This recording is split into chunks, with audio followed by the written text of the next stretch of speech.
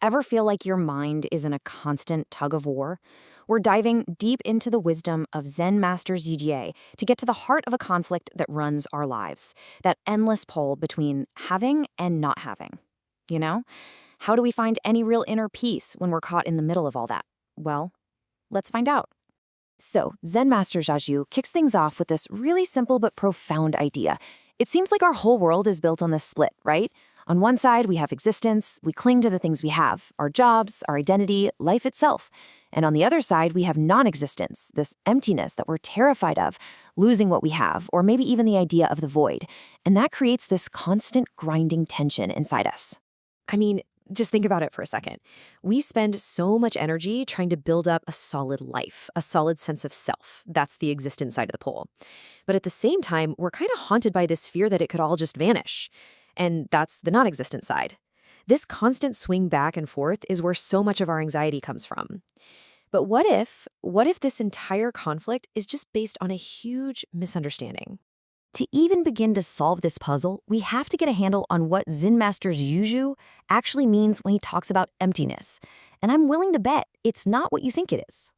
Okay, so here's the absolute key. True emptiness does not mean a big black hole of nothing. Not at all. It means that nothing, and I mean nothing, not the chair you're sitting on, not your thoughts, not even your sense of you, has some kind of permanent, unchanging, independent core. Instead, everything is totally fluid and interconnected. It's not a void, it's a state of pure, limitless potential. Now, this slide is fantastic because it clears up a super common mistake. People hear emptiness, and they immediately think of this dead void, what the text calls annihilationist emptiness. The master has this great, kind of funny metaphor for this wrong idea: tortoise hair and rabbit horns. I mean, these are things that are just absurd. They can't possibly exist. True emptiness, on the other hand, is completely dynamic. Think of it like the space inside a mirror. The mirror itself doesn't have an image, but because of that, it has the potential to reflect any and every image. Okay, so if everything is empty, of some fixed, solid nature, then what is all this stuff around us? I mean, it feels pretty real, right? This brings us to the flip side of the coin, a concept called wondrous existence. Wondrous existence is basically the world we see and touch and live in every single day. It feels real, it works, but the master says it's not solid. It only arises because of a whole bunch of other causes and conditions. It's described as a magical illusion, which doesn't mean it isn't there. It just means its reality is more like a rainbow or a reflection in the water. It's real, but it's not a permanent, solid thing. This right here shows the difference perfectly. Most of us, we tend to think of the world as a big collection of separate, solid things, kind of like statues. That's what the text calls fixed existence. But the Zen perspective sees everything as fluid and interconnected, more like reflections that are constantly changing. Nothing exists all by itself. So the big question is, how do these two ideas, this emptiness and this existence, actually connect? Well, the bridge that connects these two things that seem like total opposites is one of the most important concepts in this whole philosophy. It's called dependent origination. You can think of this as the engine that runs reality. A flower can't exist without sun and soil and water. A thought can't exist without a mind and a situation to think about. Absolutely nothing just poofs into being by itself. Everything is completely dependent on everything else. And this one single principle explains both emptiness and existence. And this spills into this really beautiful, elegant piece of logic. Okay, so 1, because things arise from conditions, they exist, right? At least in a conventional way. 2, because they don't have a fixed, independent nature, they are fundamentally empty. Now here's where it gets a little mind-bending. 3, it is precisely because things are empty of a fixed nature that they can come into existence through changing conditions.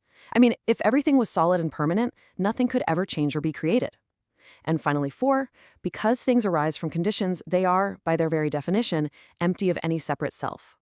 All of that logic leads to this one profound conclusion. We are not talking about two opposing forces at all. Emptiness is the very reason existence is possible, and existence is just the expression of emptiness. They're not fighting each other. They're in a perfect dynamic dance. And to make this crystal clear, Master Zhijie uses this powerful, just beautiful metaphor that perfectly captures this whole idea of non-duality. I mean, that's just such a brilliant way to put it, isn't it? Think about the ocean. You see thousands of individual waves, right? Each one has its own shape, its own lifespan. That's existence. But can you find a single wave that isn't made of water? Nope. The water is their shared underlying reality. That's the emptiness. So all the individual things in our lives, our thoughts, our emotions, our relationships, they're all just waves. They are real, they are temporary forms. But their essential nature, the water, is this interconnected, potential-filled emptiness. They're not separate. And when you really get this, you get non-duality. Okay, so this is a really fascinating philosophy. But how does it actually help us with, our day-to-day anxiety and suffering? This is where we shift gears from theory to practice, to Zen Master Zhizhe's actual path of cultivation. Let's look at how this understanding can really tame our minds. The text poses this very direct, very human question. It's basically asking for someone like us, someone who's trying to be better but is still full of all sorts of afflictions, what's the actual method? What do we do? And here's the step-by-step guide. First, you just recognize that your pain comes from mistaken ideas. Second, you start to take apart the biggest mistaken idea of all, that there's a solid, permanent me at the center of the universe. Third, you learn to see your body and your mind as just a temporary collection of processes. Fourth, and this is a tricky one, you realize that even that smart, intellectual understanding is just another concept you have to let go of. And finally, you just rest in a state of equality, realizing there's no separate me that needs to be saved and no separate nirvana out there to achieve. They're both just waves on the same water. And this is the ultimate payoff. When you truly deeply see that nothing, including yourself, is a fixed, separate thing, what's left to cling to? What is there to be afraid of losing? The whole foundation for attachment and anxiety just dissolves. You're not destroying the self, you're just finally realizing its true, fluid, interconnected nature. We'll end with this beautiful vision of what this understanding can lead to. It's a state where that boundary between you and the world becomes totally seamless. The mind isn't some little thing trapped inside your head. It's a vast field of awareness that contains everything. And the world isn't this separate, threatening place. It's the playground of that unobstructed mind. So the question isn't whether to choose existence or emptiness, but how to see that you are, and you always have been, both.